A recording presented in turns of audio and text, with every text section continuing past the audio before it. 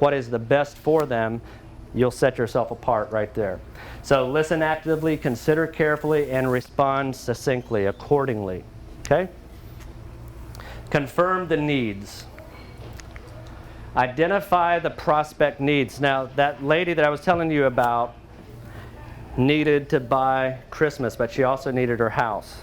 And we confirmed the needs. And after she told me, after I peeled the onion back, and found out that the reason I was too expensive was because she was scared she wasn't going to have Christmas, then I moved over on top of that and I said, that's her need. So I approached everything that I was selling from that need. Ms. Smith, I know it's so important that you have Christmas for your kids. What about if we just remove that back room and maybe take off the window cleaning? People only get that done twice a year. Is that what you're looking for?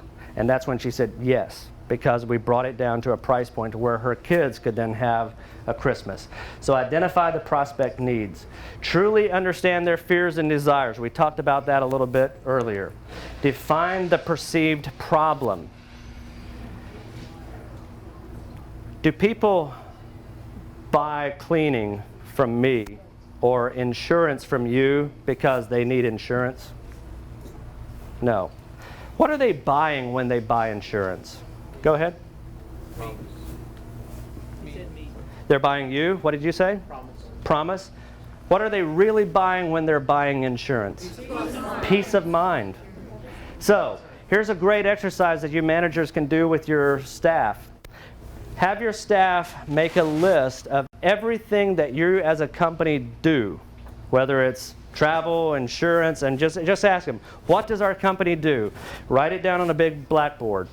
Over on the other side, ask them, what does the client want? And you're going to have a completely different outline. You're going to have peace of mind, integrity. You're going to have all of those words that the client wants.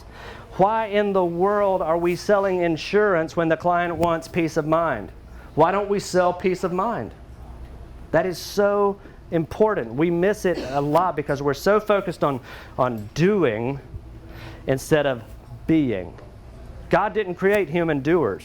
He created human beings.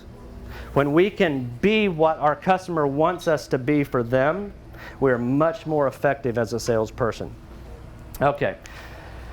Explain the recommendation. Let me ask you this. How many of you have ever gone to the doctor and said, Doctor, I have a headache. I've had it for 3 weeks, and it's getting worse by the day. And the doctor pulls out his piece of paper and says, okay, here you go. This should work. Would you trust that doctor? No. What do you want that doctor to do? Ask more questions. What did you say?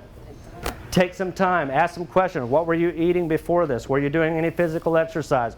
You want them to become a consultant. I'm sorry. Become a consultant. All right? You want them to ask questions. Let me ask you something. Are you a consultant or are you a salesperson? If you're not a consultant to your clientele, and what is a consultant? A consultant is asking questions and providing a solution to that problem. What problem do you solve? I asked you that at the beginning. What problem do you as an individual, you as a company, solve? You need to focus on the benefits. Mrs. Smith, based on what you told us, this is what I outlined, and this is how it will benefit you. Mrs. Smith, based on what you told us, this is the recommendation, and this is how it will benefit you.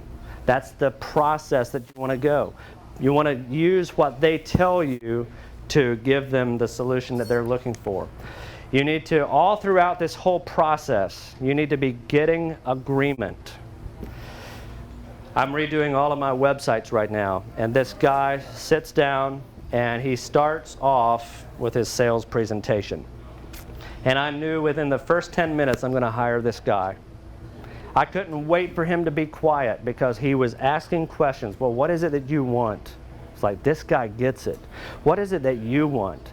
You know how IT people are, website developers sometimes, they're all about, okay, you need this, this, and this. You need it to be over here. This needs to be spinning this way to draw the people's attention. No. What is it that you want? And he was asking all along the process, he said, so far is what we're talking about, is this what you want? Is this what am I getting you? And I was sitting there, yes, yes. I was pulling out my pocket my pocketbook all the time, just saying, here's my money, give it, I want it. And he did something very brilliant that I'm going to tell you about a little bit later. I'll bring that story back in. Sell the value.